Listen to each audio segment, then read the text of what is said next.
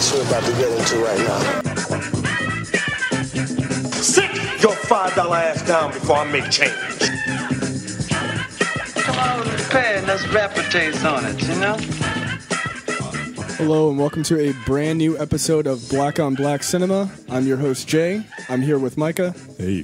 Terrence. What's up? And Rob. I guess I'm here. Yeah. We're all here 2 weeks in a row, or two shows in a row. So this week we are going to examine the 1989 Civil War film Glory. Not Django. Not Django, unfortunately. It's like we could do another episode of that. Django Part 2. You know, the musings. But this of course is more of a direct comparison to two episodes back, which was Red Tails. So let's get right into it. This one is starring Denzel Washington, Morgan Freeman, and Matthew Broderick. Overall, what did you guys think of the movie? Terrence? I liked it, but it was kind of it wasn't a terrible movie, but I really couldn't get into it. Like I remember watching it years ago in school, as a matter of fact. Yeah. I think they showed it to us in school because it was a historical piece. It was just kind of there for me. I didn't hate it, but it's just there. Like, it's a good movie, but look, history is not my thing. and the difference between Red Tails is that, you know, Red Tails was first and foremost a shitty movie. And I really wish I was here for that because Jesus, that movie made me sad. But this one is like, wow, it's a good movie, but you know, it's also, like you said, something that you play in school. See, I did see it in school, actually. I'll say I don't think it aged well because like you're watching it and you've seen better war movies, especially after Saving Private Ryan. You're just like, they're not quite dying; they're more just flipping to the ground, and it doesn't hit you as hard as other war movies have since. It just does not age well, and I blame Matthew Broderick's other choices for making me hate anything, and that little whiny voice of his. Like I was saying to you, after Godzilla and Inspector Gadget, I can't look at him in anything. That's a lot of fish. Yeah. Exactly. I'm going to be, throwing some dirt on Matthew Broderick. I'm going to be the dissenter. I really think Glory is a good movie. I think it's a great movie. I mean, it's a good movie for its time. Yeah, I mean, it's 1989, right? My thing with Broderick's portrayal, and he does have like sort of the whiny voice all the time, certainly in Godzilla and Jesus, Inspector Gadget. Why even bring that movie up? Because it's Matthew Broderick now. That's him. You can't. That's him. He's not Inspector Gadget. Well, now he's Fat Inspector Gadget. Have you seen him? Okay, fair enough. But my thing is with his sort of like, I mean, he was basically a coward. I mean, he seemed like a coward in the beginning. He kind of seems like a coward in all of his movies, and no, he does. So are we talking about Glory, or are we talking about Matthew Broderick? This episode but Matthew Broderick, whiny voice, by his career, his shitty career as the sponsor of this show. But it's important because Colonel Shaw, or excuse me, Captain Robert Shaw, was a real person, but he was a coward in the beginning. And he was a coward in many ways, not just like, oh, let's take this hill, but you know, he was sort of like a social liberal, like, oh yeah, black people is totally cool, and then he had to deal with them. It's like, really, guys? I don't like this situation. They're cool too much over there, right? Exactly, and I think that was the important part. But I thought the performances by Morgan Freeman and Denzel Washington were fucking top notch. Now I'm not knocking on their performances, but Denzel won Best Supporting. Yes. And I don't see it. Really? Not at all? I don't see that as an Oscar-winning performance. I agree. I think it's more of an Oscar-winning performance than Training Day. I don't know. Training Day was pretty awesome. And that's funny because we were just talking about Training Day on the way here. Yeah. I just think he got Training Day because they were like, Denzel Washington's a really nice guy, and he played a piece of shit. And I think they were that's why they gave him that Oscar Well, because he yes. played. He didn't play to his. He didn't play the normal character he always plays. He played a bad guy. Yeah, but that's not enough of a reason to give him an Oscar. Well, it was. The Oscars are dumb. All right. He's got a point. I can't argue that. I can't They argue. give Oscars for just nonsense. But, Yes. So just because it was like, okay, I guess we'll give a black person an Oscar.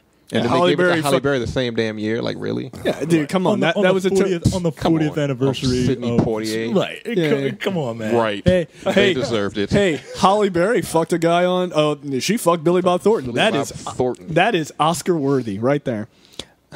So yeah, I don't know. I did think his performance here was worthy of an Oscar nomination at least. I mean, because I thought it was very good. look at what he did before then. Like it's not he didn't do much before then.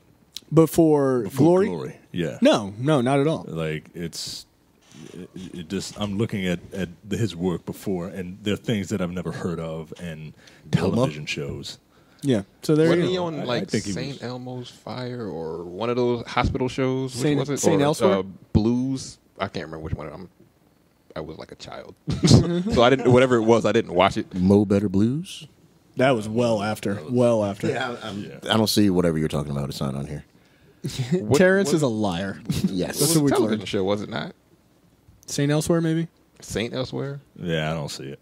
That guy, Mr. Feeney from Boy Meets World, was on that show. Mr. Pervert. Yeah, he was. Mr. Stalker. Yeah. Kit the Stalker. Yeah, Kit the Stalker. Back to the show. I mean, but to the movie. I mean, it was a good performance, but I would have to see what else was up for nomination. That's what I'm wondering. Yeah, I don't remember what that that. because Yeah, I don't remember. it was just. I mean, it was good, but it Played a wasn't role. amazing. He was just that angry dude that had a speech at one point that went on for way too long because all the gaps in between it. Which speech? Well. We have that. And we'll play it later. We'll get to it, but it's just. I mean, I'm not.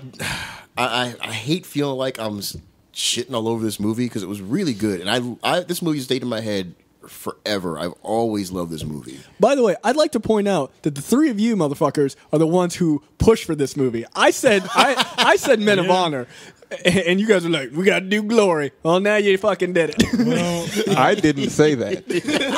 Those two said it. I'll admit I said it. Terrence is fucking moonwalking away from the table. You know, my memory is very poor. I'm like, oh, Ferris Bueller and fucking Malcolm X And God. right? And God, like This movie's gonna be that's awesome. an all-star cast right there.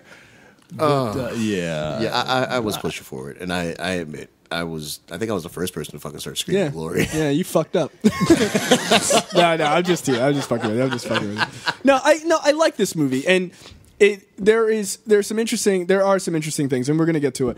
But I do want to play a clip of Denzel Washington's acceptance speech when he got the Oscar, Which I like a lot. yeah, no, it was good. I'd also like to pay homage to the 54th, the black soldiers who helped to make this country free.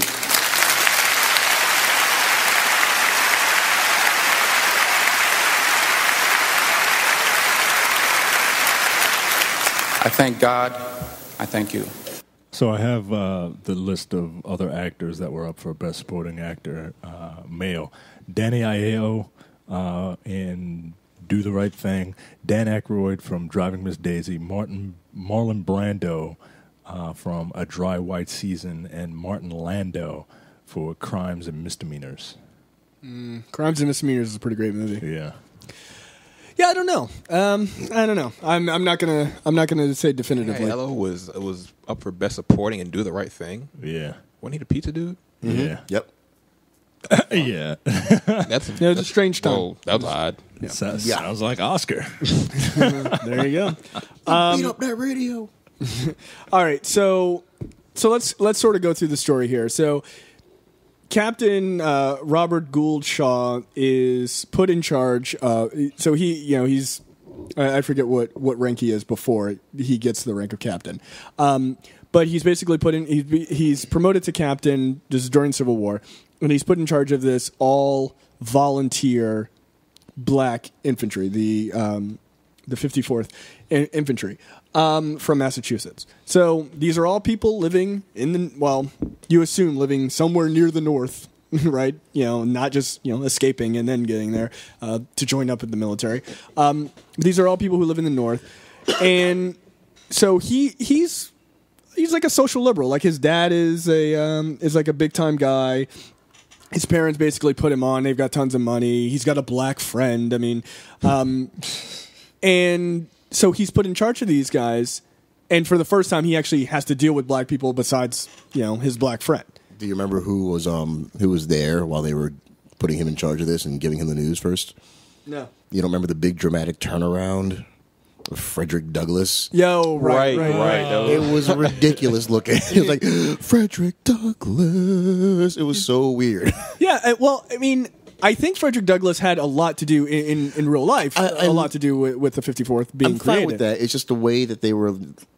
Yeah, he might as well have an aura coming off. Yeah, it was ridiculous. Wasn't it staged so that he was like backlit a little bit? He was by the window. He was looking at the window. Right. Yeah, and it was a window with curtains on it, so he was looking at nothing with the Captain before he Morgan turns pose. around.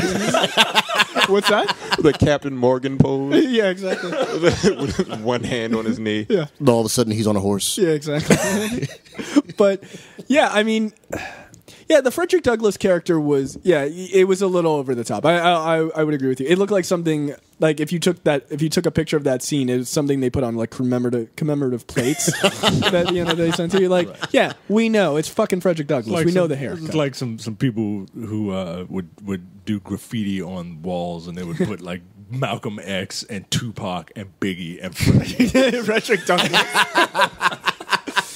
It's funny that you say that because that's exactly what I have tattooed on my back. That's amazing. I'm a huge Tupac and Frederick Douglass fan. Two pioneers for me. So he becomes so he basically you know what? Going back before he gets in charge of the 54th, he's in the middle of this battle, the Battle of Antietam, and he basically bitches out and pretends to be dead. Oh, yeah.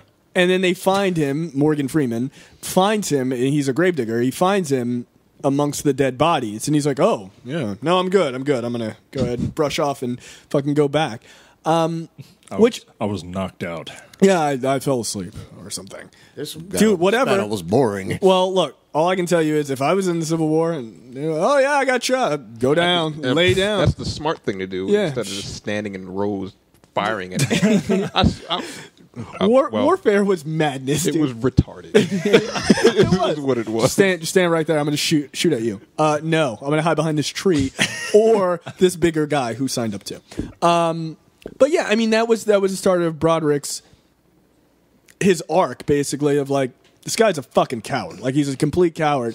But at the end, he becomes this brave guy who's willing to charge the hill and get fucking shot. But, and all of them have these great arcs. So I like that about it. Once he becomes in charge of the 54th, the whole idea of him trying to man up by basically then treating the soldiers like shit was kind of interesting. Not so much like shit, though. He was just hard on them. He wasn't going to let them okay, fair. That's fair. He wasn't treating them like shit at all. He was just not letting them like his friend. His friend was not going to slink by because he knew him. Like, hey, buddy, no, you have to go through the proper channels. Go away. Yeah, I mean, he wasn't being a dick. He was actually trying to do his job. Yeah, that's fair. That's fair. Unless you're Denzel Washington, and then Denzel Washington thought that you think that motherfucker likes you, Andre Brower? Yeah, we're gonna get there. Let's play the clip of Denzel Washington's character, Trip, basically calling out what's the dude's name? Thomas. Yeah, Thomas. Yeah, this scene was pretty hilarious. Well, okay, it was hilarious. Wait, no, see, that's my space, nigga. I sleep better close up on that door. Well, if you don't mind, I prefer a space with more sufficient reading light. Oh, I like it when niggas talk good as white folk. I'd be happy to teach you. It would be my pleasure. Hey, look here, Snowflake. I ain't got nothing to learn from no house nigga here. I am a free man, as was my father before me. Oh, you free nigga, huh? Yes. Oh, good. Well, why don't you move your free black ass on out my space before I have to bust it up? Hold up there, Buck. Ain't nobody said nothing to you, pap. You know what? I know that scene is supposed to be serious, but that shit is hilarious. Oh, you free? We are free black ass on the But you know that I like that. I like that dichotomy of here you have Thomas who comes from privilege. He's a free guy. His first assumption is, oh, I can teach you how to talk like me. And he's never really, at least from the indication in the movie, he's never dealt with black folks who are like, nah, motherfucker, I was a slave. Fuck you. Like, I don't like that you've advanced to this point. Yeah. Everyone else, I mean, he's around a lot of white people who are like, Thomas, you're so smart and, you know, well off. Well spoken. Yeah, thank you. Andre Brower. Yeah, exactly. But that was kind of like a nice rude awakening for Thomas. Right. Well, because you know what? Fuck Thomas's character in the beginning. I did not like your him. 3-syllable words and shit. Yeah, exactly. Motherfucker, you know, my father was free. Fuck you. You know, I mean, that was kind of Denzel Washington's attitude, and it wasn't wrong. Right. Yeah, at the time, it wasn't wrong. Like, how does that help me? Yeah, exactly. Just because you're free. And your father was free, and look where you at now, sharing a bed with me. Well, he volunteered for it. But let me just say this. If I was Thomas, wouldn't have volunteered for that. Nope. Nah, son. Nope. Hey, you going to go and fight? I'm good. I'm good. I'm free. He wanted to be Free- proud. Yeah. All right. Hey, 1 in 10,000. Yeah, right. You're going to go fight? Nope. You ain't sending me. Send those white boys. They willing to go. Hey. Nah, dude, I'm not fighting. I'm free. It's not like he's a slave or he's working in the kitchen. He's free. He's got an education. Hell no. Got his books and his glasses. Yeah. Nah, man, I'm not going. But I did like I like the fact that Thomas was a complete outsider in his own community, basically. Yeah. You know, after I'm so educated, I'm gonna volunteer. I'm gonna fight for black folks' rights. And the black people there are like, we don't really want you here. What did he expect? I'm going to volunteer to fight in a war where we just stand in front of each other and take bullets to the face. What did he plan on doing? Well, I guess it's a matter of you want to be a part of your own people's freedom, and I get that. I guess. But. I mean, like he wants to feel he's very passionate about his blackness, and he wants to feel a part. He wants to feel like he's a part of it, But he doesn't understand it yet. but he doesn't get it because he's never been around it. Like he wants to do the right thing, obviously, but he just does not know what that entails. Right, he just doesn't know what to do. He's that wide-eyed, cute girl from Nebraska who just wants to make it in Hollywood and gets off the bus and ends up shooting porn. Like that's really, 6 months later, don't get it in my eye. right. Oh, wow. I'm just saying. Well, that's a valid analogy. Terrence, this is the real world. Accept it. Get used to it. It's like, hey, sorry. Damn shame. Should have listened to your dad. Should have gone to college. Yeah. So okay. So Trip, Thomas, I didn't realize this was the character's name. Jupiter Sharts and Rollins. who's Jupiter Sharts? That's the stuttering guy. Right. Wow.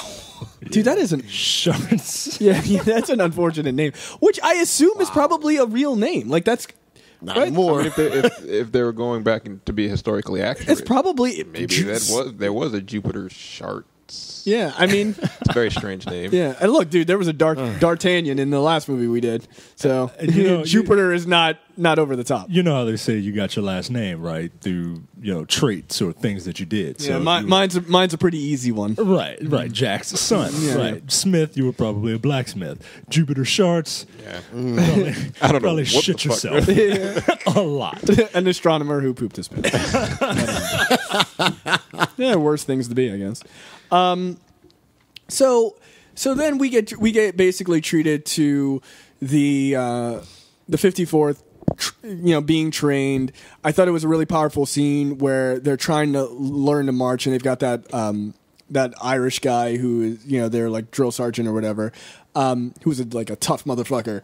I mean, he didn't look like he liked black people at all. No, right. He probably wasn't too fine, but he was still doing. I mean, he was doing his job. He was okay by me in the end. I mean, oh yeah, I mean, he was trying to teach them, but you could tell he was. Like, I don't know if any of you have ever been to boot camp or in any type of. I was in the Coast Guard, and really, that's how they all are. Yeah. Oh, okay, I didn't know that. Yeah. Little known fact. That's what they do. You want to punch them in the face, but that's just how it works. That's why I couldn't do it. I had that moment where I was like, man, I really want to fight for my country, but I can't have some motherfucker yelling at me. You get the fuck out of my face. It's a little tough. Yeah. Especially for me. It was yeah, because I don't see nobody yelling at you either. It was a little difficult. Yeah. Right. Shut up, Terrence.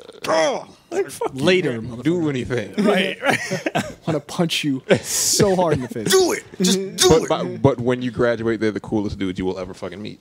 That's just how it works. They're hard on you, but when you're done, they're awesome. Yeah, I can believe that. You better be. Yeah, thanks for treating me like shit. I mean, I would assume like after all that nonsense, they respect you. Right. You go through it and you finish. They earn your respect. You earn their respect, and they're awesome. Like that's cool. That's cool. It is. Pretty cool. Well, when the Irish guy basically goes off and like kicks Thomas's ass for being like the shittiest soldier, that scene was great. It was great because he was like, he fucking hit him with the butt of his rifle, and he's like, "There's no shame. There's no shame in fucking getting knocked down. There's no shame in even crying because you're getting your ass kicked. Just get back up and keep going." Right. Which I thought was important. But I did think the scene where they're learning to march and they didn't know their left from their right showed you just how fucked up the situation was. That scene, that just that one line, I really like that. It just showed you who this army was, who this volunteer army of poor people that didn't know any better. Yeah, I mean, you got to think.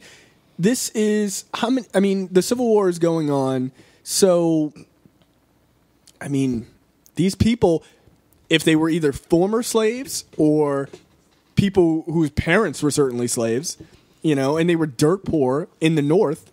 I mean, how would they have known? They're still not educated, right? So honestly, it seems like they just got them to fight because they could. Granted, it was for their freedom, but at the same time, like they don't know anything. Right. I mean, they needed bodies. Yeah, they weren't even going to. Operation Get Behind the Darkies. We've seen South Park. As we're about to get to, they weren't even going to be fighting. They were going to be manual labor. Right. They were sent there to clean up and go ape shit and dig ditches. Like that's what they had them doing at one point. So let's play the clip of this is another captain who is also in charge of a all-black regiment. This is him talking to Matthew Broderick. Look around you. Look at them. You really think anybody's going to put these boys into some real combat? Do you? I mean, they're little children, for God's sake. They're little monkey children, and you just got to know how to control them. And right after that scene, he's watching as his troops are raiding a town, stealing all whatever they can get their hands on, beating up women. But then when one of his troops grabs a white woman, he then shoots the troop in the shoulder. He yells, "Hey, get your hands off that white woman," and then he shoots him. Not fatally. While Broderick's troops are just watching, like, because they've been trained in horror. They've been trained properly, and they're just like, "What the hell is this nonsense?" Right, but I mean that treatment of those soldiers, like they were quote monkey children. It was just like when that guy said that, I was like, I'm not pleased with this. I'm not pleased with this dialogue. Like, I think that pissed me off. I think we skipped a couple of important parts. Yeah, go for it. Well, when Trip runs off to go get the shoes, you're right. Yeah, he wanted to go get shoes and biscuits and gravy. Well, they didn't know that though. They just caught him. Yeah, that's what I was thinking about, the biscuits and gravy. That sounds so good right now. It does. So they. It's true. Surprise! So they catch him and they're gonna whip him. And I think it was the Irish guy that was like, "We shouldn't do this in front of everybody." No, it was Kerry. What's his name? Kerry Owens. Yeah, and he was basically like, "You can't do this And he was like, nope, this is what we do. This is what we're going to do. So, and that was where you first saw those eyes out of freaking Denzel Trip when he's sitting there. He pulls his shirt off. You see all the scars on his back from being whipped. And he sits there and he gets whipped, staring straight into Matthew Broderick's eyes the whole that damn single time. fucking tear. And that scene is why that motherfucker won that Oscar, dude. That's the scene. That's why, dude. And all those other movies, and they were like, remember when he was on that wheel? And then you gotta give him the Oscar for that shit. Dude, that shit felt fucking real. As a kid, though, that's not what stayed with me. And I told you what stayed with me. When they went to his tent and they pulled his shoes off, and you heard that as it was coming off his foot, and you saw this raw, mangled meat of a foot. That stuck in my head to this day. Yeah, but it was rough. What is it actually called? Is it trench foot? Yeah, because they're they have standing no in socks. stagnant water and it's sweaty. It's disgusting. And they just needed new shoes. And they didn't have. Well, they needed new shoes. Some of them uniforms. they didn't have socks. The fucking boots, like their bare feet. It's horrible. What kind of hillbilly shit is that? Then you got to see Matthew Broderick's character go and fight for that. Right. And that was a part, and that's what I'm saying. I think it's equally as important. Denzel's arc of like, yeah, I'm in this military, but fuck this, I'm going to do whatever I want, to his arc of becoming a full soldier, and being willing to carry the flag, so to speak, and keep fighting. And then Thomas, from house nigger, sort of type character, He's a pussy. he was a pussy, right? And him to him at the end being like, Being a fucking, soldier. yeah, let's fucking do this. Like I'm ready. But I think all three of those characters, their arcs were important. His scene where he got shot was great. Thomas's scene. Yeah, and he's like, keep going. He's like, we got to send you back. No. He's like, promise me you'll not send me back. And you saw him fighting later. Yeah. I mean, I don't know. I think the arcs in this movie, the character arcs, are by far the most important of anything, because they are the lens which you see how these guys are treated. I thought this movie did a really good job of actually dealing with racism against these characters in the military, where Red Tails completely failed. Like they don't really shy. Didn't speak on it. Period. No, he just went to a bar, and punched a dude in the face. That's it. Yeah, that was my favorite part. But it was satisfying, but it's still. I was like, that feels good. That feels good. Rewind. This is a good thing. Watch it again. But yeah, I mean, Red Tails pretended like it was going to address those things, but it didn't. Where Glory didn't fucking pull back at all. I mean, you had the guy calling them monkey children. You had all the times where they're like, "Oh yeah, we're gonna let you fight. Yeah. Why don't you dig this trench?" I mean, the whipping scene, all that stuff. I mean, that shit was right in your face. I mean, the whipping scene especially. I mean, fuck. So when they finally do go to, they head down south and they have their first battle. That speaks to what you were talking about. Standing in front of each other, just shooting at each other's heads. This is the worst military tactic ever devised. Can I just say, the Trojans had shields. Jesus. I mean, they couldn't just pick up a fucking piece of bark and hold the damn thing? Because it just well, because it takes them 19 hours to load the gun. And I love how they waited until, like, they took turns. Like, everybody on this side, fire. It's turn-based combat. Now everybody on the other side, fire. Real-time strategy combat. Yeah, exactly. Somebody's in the middle of rolling die. Oh, 19, cool, you got hit. You guys go. Like, we'll hang back. When that first wave fires, somebody on the other side just run up and then shoot a guy in the face. How about that? Or how about you have two lines? Like, you fire, and then immediately the guys after you fire. What the fuck? You like? Or bam! How many people went down? We're in the forest. There are trees all over the place. We can hide behind these and take pot shots at each other. Right, but what's really, really quite funny is the Revolutionary War was made famous for many reasons, but one, because the Americans used guerrilla warfare. Like, they were the first ones to do that. Why the fuck did they go back to the line because fighting? That's dumb. The guerrilla warfare was what took the British by surprise, but it's not what won. Well, it surprised the French helping us. No, is what, Connor Kenway helped out a bit. The French helping us, and George Washington being a Looney Tune, Well, yeah. I mean, he wasn't afraid to just fucking go for it, right? No, but I mean, it is kind of interesting that here you had this sort of ragtag bunch of fucking crazy people in the South versus the North, who were supposed to be more, like straightforward and more, military minded. They both fought in the same exact thing. What the fuck? Do you not think this is going to be a stalemate? No, they just threw men, and whoever had the most men standing at the end of the mashup, the freaking mosh pit that they were throwing, they won. That was it. Like if you're a general in that army, you didn't do much. You really didn't have to do much. Line the fuck up. You really didn't have to do much to fucking get a higher rank. Fire again. Right. Yeah, Reload. You had to survive. Right. No, it wasn't even survive. You just had to hope that the guy across from you wasn't a good shot, and he shot the guy next to you. He was like, "Damn, dude, sorry, man." Well, since you survived, you are now a corporal. You're a commander.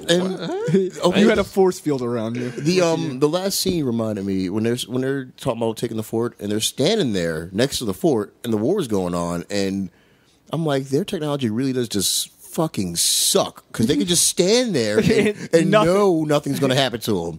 The cannons can only get so far, and they're just like, "Yeah, we're right here, motherfucker." Yeah, you're thinking about it now, aren't you? Like, they were just standing there, and there was a war right over there, and like it was just I'm sure someone could see them. Like, they had like periscopes or whatever. Like, those dudes are standing. Turn the cannon over there. They're standing right there. Like, we can't get that far, dude. It won't reach. We've got to wait for them to walk closer. Yeah, that's what they did. Dude, come closer. We'll hit you with a bullet. Come on, a little closer.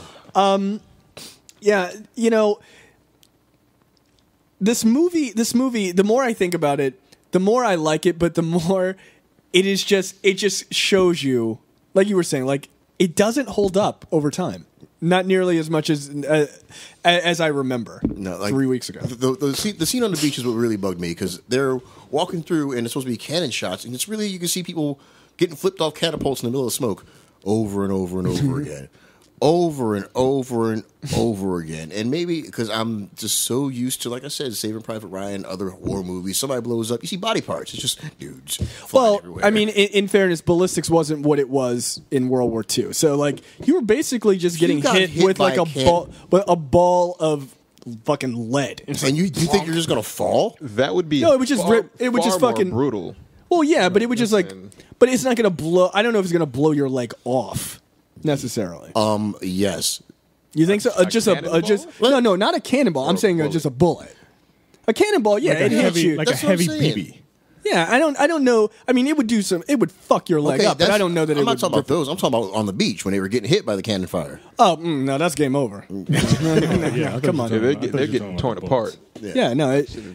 It's coming off of that body. Yeah. They're not going to do backflips like the fucking Power Rangers. No. On the beach. Look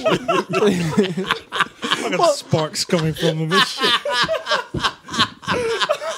What was the what's the movie The Patriot? Like, some dude just gets fucking hit in the head with a cannonball. It just like takes his head clean off.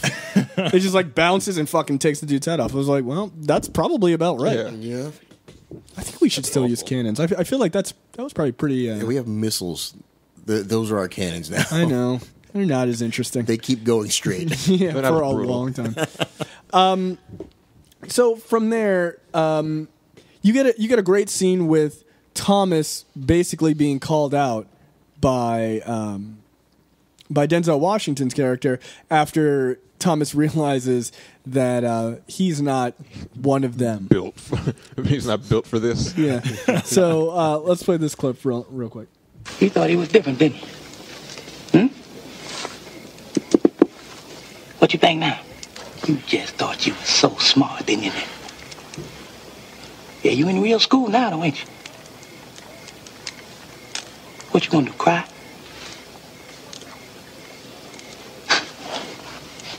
Yeah, he's sure enough learning now, ain't he? Dude, Denzel Washington was a prick. That's fucking dick. Like, he was an asshole. The glee in his voice. Hey, motherfucker. Hey, I'm gonna poke you. I'm gonna poke you. He's like tapping on his hat that was on his face. What you think of that now? You in the real world now, motherfucker. Stop hitting yourself. Stop hitting yourself. Yeah, I mean, he was like a bully. He was a bully. But yeah, I mean, once again, I think Thomas is maybe, I would argue, probably the most important character, because Thomas is the one whose life completely changes by going into the situation. I mean, Matthew Broderick, he was already in the military. You know, he just becomes braver. Denzel Washington, he becomes a soldier in the end, but he hates everything about what he's involved in, basically the entire time up until pretty much the end of the movie. Where Thomas lives this privileged life, treated well and everything else, hangs out with white people all the time, then goes in the military, gets treated like shit comparatively, and then he's crying and realizing his friends aren't his friends, quote unquote, and having to go through all these life changes. I think he's one of the most important, if not the most important. What do you guys think? Yeah, I would agree with that. You're right. His life did change. Did it change for the better? Probably not. But I would argue it did not. No, not at all. But he realized that, hey, I have been privileged this whole time. Like I don't fit in anywhere right now. Yeah, I think I'm thinking even Morgan Freeman. He pretty much stayed the same. He never really changed. He was the wise old man, and they said, "Okay, wise old man, be in charge," and that was pretty much. Well, back in my day, yeah. I mean, yeah, he was. Morgan Freeman basically played Morgan Freeman with a different outfit on. He did. I mean, look, don't get me wrong. Morgan Freeman was good in the movie, but how is that different from any other Morgan Freeman movie? It's not. Sometimes he helps Batman. Sometimes he's in fucking Civil War. I don't know. He's basically the same guy. He doesn't. I mean, he doesn't have a lot of range, and sometimes he's God. Somehow, it all works. Sometimes he gets to see what's in the box. Yes, exactly. No, there you go. That's unfortunate. No, good movie. So yeah, I did think Thomas was really important. I don't know. This movie is like a fucking conundrum to me, because I want to say that I do think it deals with race in a very specific way, and it does a good job.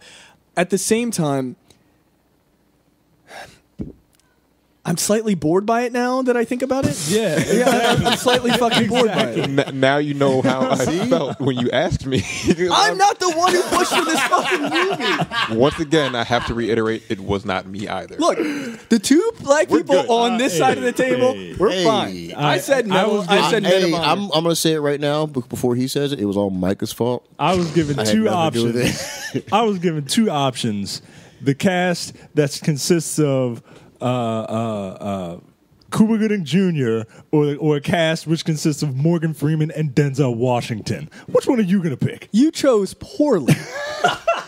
You chose poorly. Men of Honor is a good movie. You got to admit that was Cuba's last good movie too. Yeah. No, I know, because he was Snow amazing Dogs until that. All I Snow Dogs 2, Snow Dogs and Shadow Boxer and Shadow Boxer. That's got to be a Netflix direct to DVD. Well, no, he got to bang Helen Mirren in that movie. Right? What? You never seen Shadow Boxer? Well, I've heard of Shadow Boxer for one thing. Dude, Helen Mirren is like 75.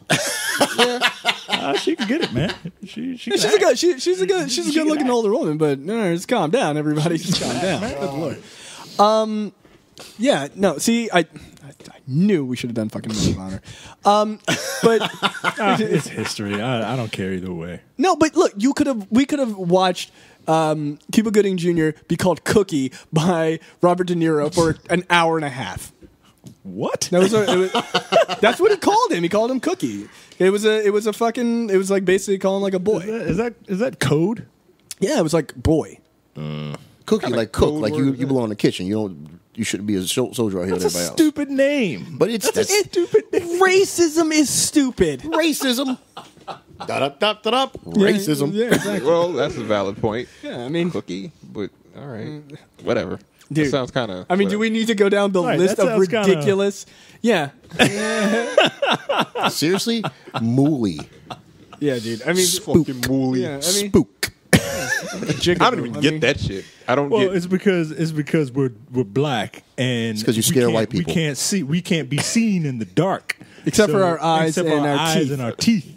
So if we close our eyes and don't say anything in the dark, but if we open up and say, "Hey, boo," then you get spooked. That's where we get the term. Wow. That would be This Moment in Racism with Micah. Hey, Micah, can we have one of those next time too? Because I really enjoyed that. I will do some homework. This Moment in Racism. I like that.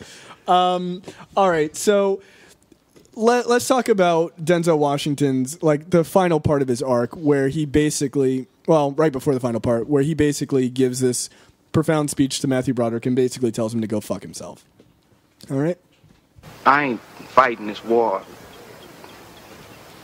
for you, sir. I see. I mean, what's the point? Ain't nobody gonna win. It's just gonna go on and on. Can't go on forever. Yeah, but ain't nobody gonna win, sir. Somebody's gonna win. Who? I mean, you get to go on back to Boston, big house and all that. What about us? What do we get? Well, you won't get anything if we lose. What do you want to do? I don't know, sir. Stinks, I suppose. Yeah. Stinks bad. And we all covered up in it, too. I mean, ain't nobody clean, sir. Be nice to get clean, though. How do we do that? We ain't help them kick in, sir. But I still don't want to carry a flag. Can I just say that's why I hate Matthew Broderick? He sounds like he's in community theater. That's a lot of fish. Can't go on forever. He sounds like a white Terrence Howard right there. Wow. I'm just saying. That might be the lowest thing to be called. This moment in Terrence Howard hate. Exactly. Micah could provide that one too. Oh yeah, fuck that guy, man. He beats women. Micah's going to start his own podcast. Why I Hate Terrence Howard. He's in a movie coming up as a badass. Yeah, he is. I saw the trailer for that. I saw that trailer, and I'm like, wow, this is a role that typically wouldn't go to a black person. So that's wonderful that it did go to a black person. I just really didn't. I really wish it wasn't that black person. You don't want Medea being the badass? Get the fuck out of here. I got issues with in my family with people trying to be funny, dressing up as women. Oh, I know that story. I know that. I'm not gonna. I was commenting on his voice because he sounds like Medea. Nope, I know that story. Yeah. And it's fantastic. I now know it also. I feel out of the loop. Yeah. Okay, we'll talk about this offline. All right, so let's talk about something now. Here's a little bit of a historical context.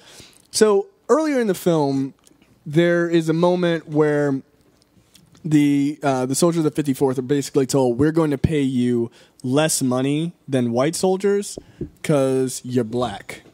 I thought that was a given before the scene came up, to be perfectly honest with you. I'm like, they don't know that? Right. Well, so here's the thing. So there was a pay controversy because normally they're supposed to get $13 a month.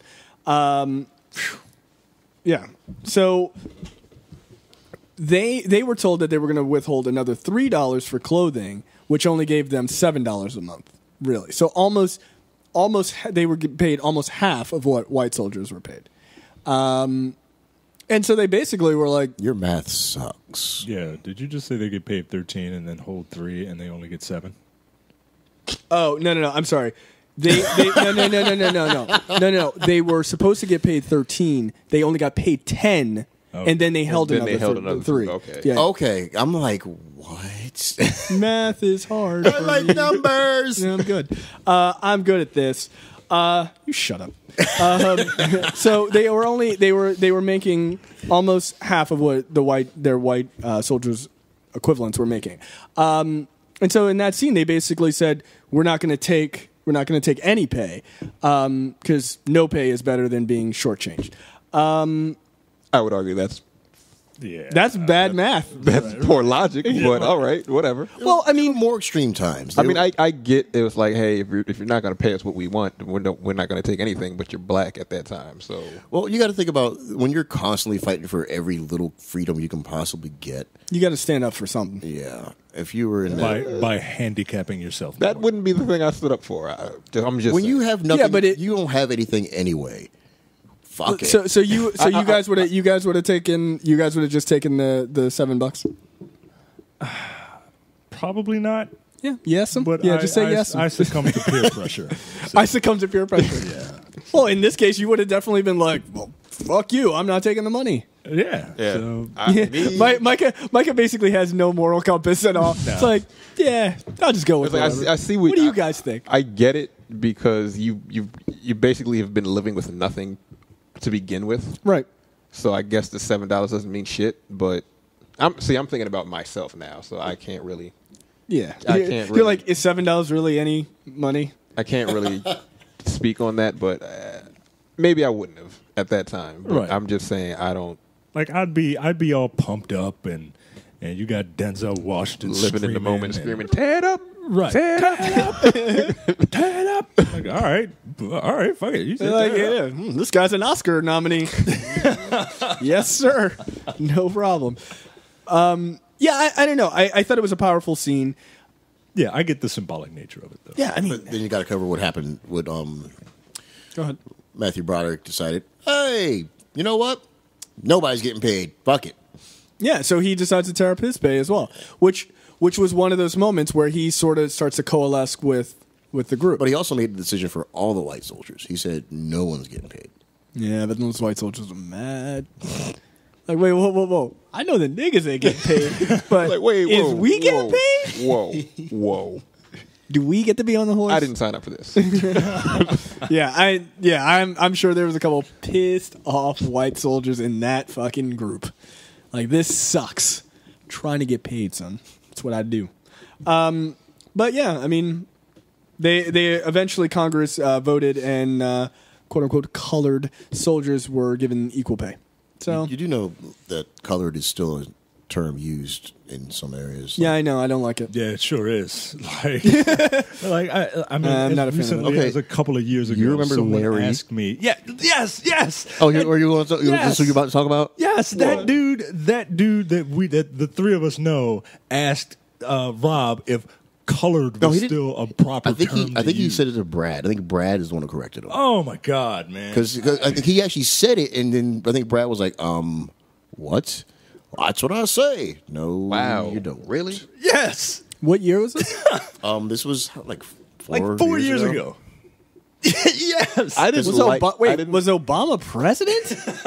Surely there's an executive order that he could have put down to squash any use of the word colored. He moved up here. Punched him in his fucking face. There's a lot of reasons like to do that at all. That's a good reason. Had he come to me and say, "Is colored still out?" I'm like, Can we still use that term up here? Like, get the fuck out of my store. Up like, here? I know you're the district manager, but get the fuck out of my store. Wow. He was a yeah. Wow, that's ridiculous. Is colored all right? I don't know. I'd rather be called a nigga than colored, to be perfectly honest. Like, I feel like the term just feels weird. He offered to sell me to a customer once. I didn't catch it because I was walking away from him because he already said dumbass nonsense I couldn't deal with anymore. So I was walking away, and apparently he offered to sell me to a customer. Wow. This week in racism. You didn't know about that either? I didn't know about that. Oh, yeah. He was a piece of idiot. He was an idiot. I couldn't even be colored mad. He is was an so dumb. acceptable phrase. I couldn't be mad because he was so stupid. Clearly he was stupid. Fuck that. Yeah, I think you're still allowed to be mad at someone if they're just dumb. I dealt with him a lot more than you guys did. Yeah. So I was pretty much. He didn't come to the hood. Yeah, he sure didn't. He stayed away from the colors. Apparently, it was basically. What I feel like I'm much more okay with the term Negro. Like, right, I would rather be called Negro. And even then, it's such an antiquated term. It all depends on the context. Would you prefer Negroid? I mean, no, I would not. Because no, I would not. There's Caucasian and there's Negro. Yeah, there's Caucasoid. And if you're going to write a paper, you're going to say Negro. Yeah, well, you write that paper. Yes. My guess is if black people find out about it, they ain't gonna be too pleased. They're just not. Moving on. Just saying. That just brings up memories that I just don't want right now. Just take it easy, Terrence. This is why we should have done Men of Honor. Once again, I did not. This side of the table, we're good. These two motherfuckers. Oh. Yes. Is it somebody behind Micah? Yes. I don't know what's going on. I'm looking at a potential villain for a Tyler Perry movie and the potential hero for a Tyler Perry movie. Two of you. Oh God! Oh man, it's true. Okay, so last fight scene.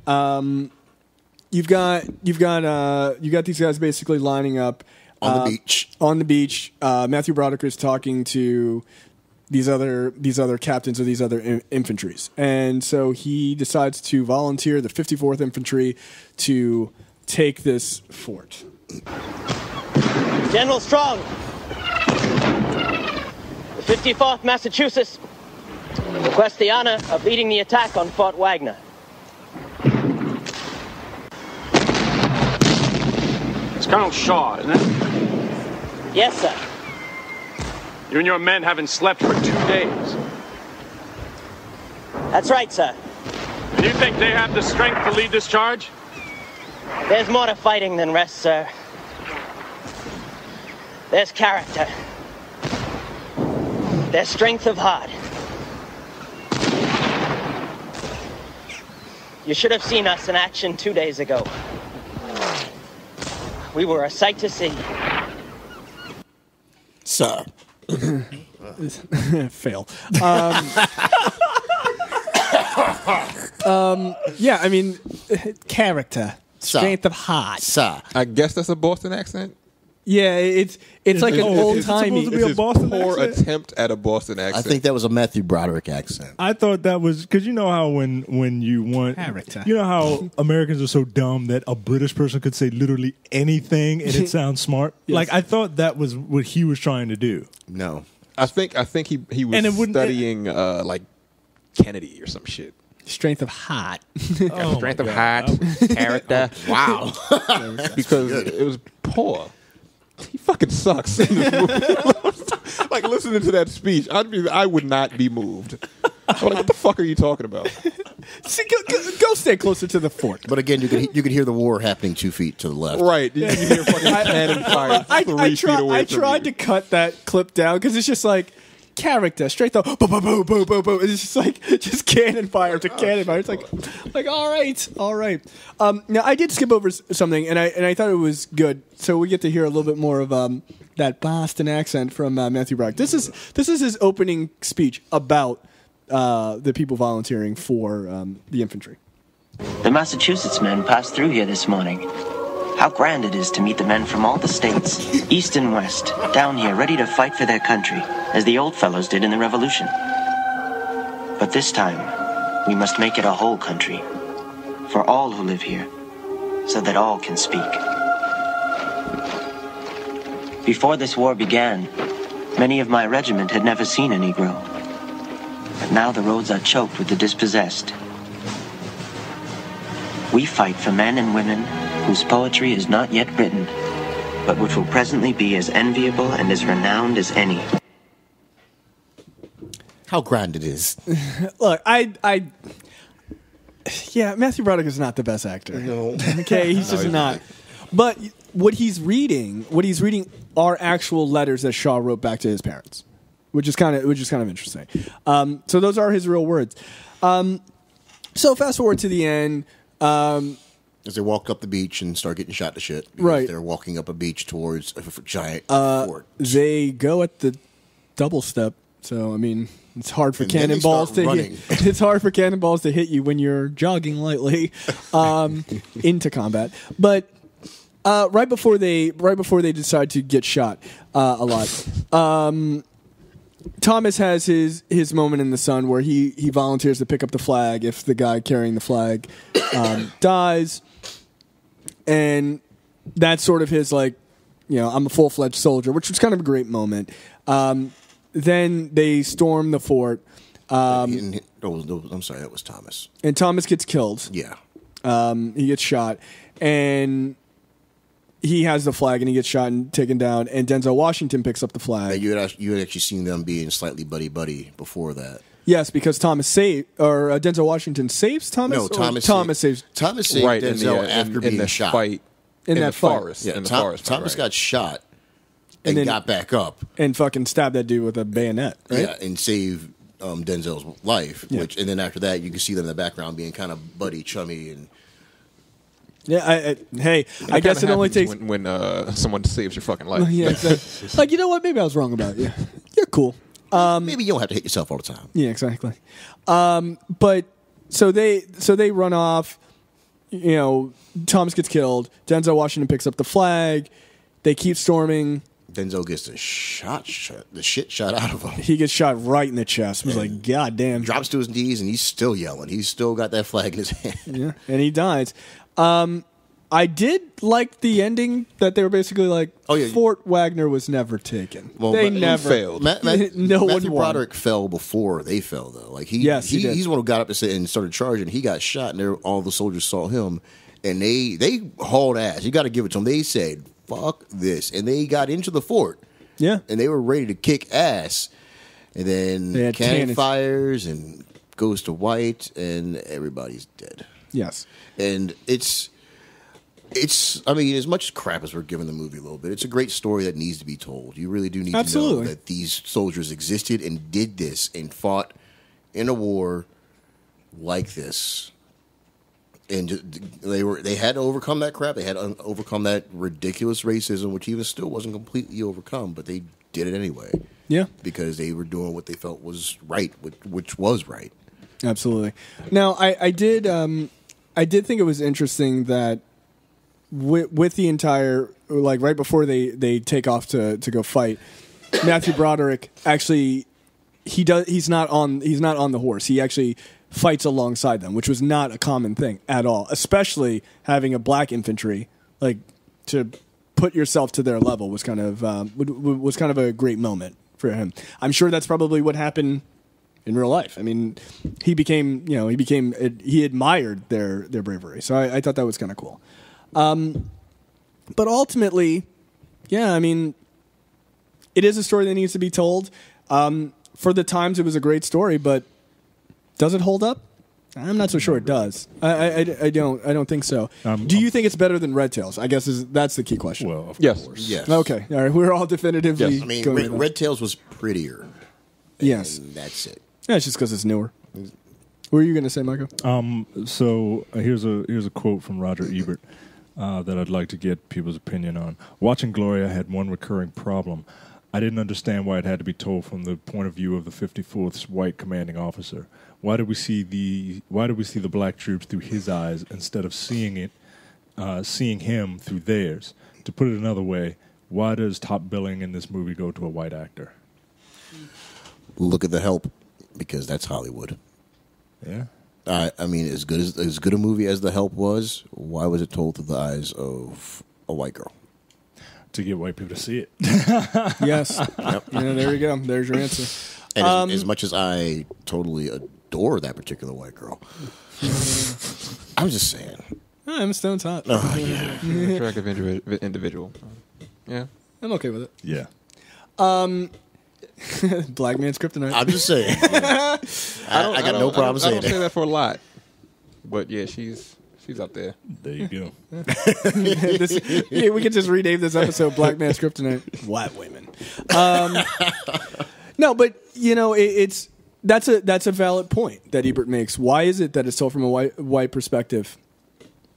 Yeah, I mean, how different do you think the movie would be? I don't think it would have been as popular. Yeah, as it was. I mean, as we talked about with the Django episode. White people don't really like to hear about how shitty white people were to black people. Yeah, I don't think Matthew Broderick's character would have been as nice a guy. I'm not saying he would have been a dick, but I don't think he would have been. Yeah, I agree with that. Right. Now, whose eyes do you want to see this movie from? Denzel Washington. Right. I was about to say Trip. Immediately. I would really rather see it through his eyes. No, not through Thomas's eyes, knowing that. I mean, Thomas would be. He would be an interesting. He'd be. That would have been pretty awesome, actually. Yeah, it would have been. But at least for the first half of the movie, it would be seeing it through a white person's eyes. And from that perspective, it would be. Yeah. Right, because he felt like he was one of them, and when he actually, he wasn't. I think I would have preferred that. I think I would have preferred to see it through Thomas, not for my own benefit, but for people that aren't black to watch the movie and to really be able to relate with one of the black characters better, and then see what really goes on and how he experiences what happens. But when you think about it, did the movie not already do that? I mean, it touched on it. I mean, at first he thought he was all cool, and then It touched on it. Suddenly it didn't live it, though. The movie didn't live it. The movie lived through. That's what it got called. I didn't come up with it. There are much worse names that you can call black people, according to Wikipedia. Yes, I'm aware. I've looked at the Wikipedia entry on racial slurs. Some of them are hilarious. Some of them, I didn't look that up. No, you do. There's so many. Yeah, you do. They don't make any sense. There's so much nonsense. Gollywog. That's one of those little small. Yeah, that's one of those little pickaninny rag right. dolls. Yeah. I don't like the term pickaninny. I'm against that word, dude. I don't like it. Oh, it's a horrible. Pay a penny for that pickaninny. I'm sorry. Flashbacks. Racism is not funny.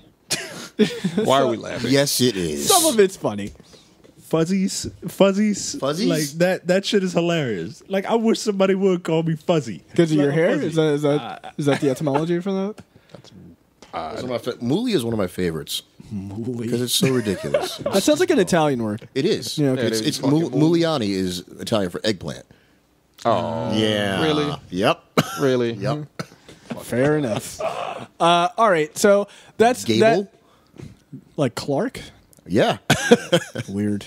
All right, so that's it for this week. Not as exciting of a breakdown as I would have liked. Well, after Django, what are you gonna do? Yeah, I know. God damn it! Should have done a part 2. Just go see it again. Like Django Unchained, off the chain. Yeah. Through whatever. I've seen it again. Oh, have you seen it twice? Yes. Okay, yeah, I want to see it again anyway. Oh, me too. So that's it for this week. Of course, you can check us out on Facebook at facebook.com/blackonblackcinema. You can, of course, go to blackonblackcinema.com. And we are now a part of the Nerdpocalypse Network. You can go to the nerdpocalypse.com and see their other podcasts and their site as well. Yeah, spoiler alert. It's our show. It's not like we joined. It's not like we joined another show. That other guy. Yeah, it's not like that. I host that show, and Micah is on it. I was like, what kind of third-person bullshit is this? No. They all wear masks when they do that show, so you don't know who they are. It's like Ricky Henderson. I'm just going to talk in the third person all the time. Yeah, so we are a part of the Nerdpocalypse Network. So definitely go check that out. But we will be back next week, and I will announce through our mini episode what our next movie will be, and it's a good one. It's a good one. This will be fantastic. Practice your moves. Yes, there you go. That's a good one. All right, guys, we'll see you. Take it easy. See you. Adios. We out.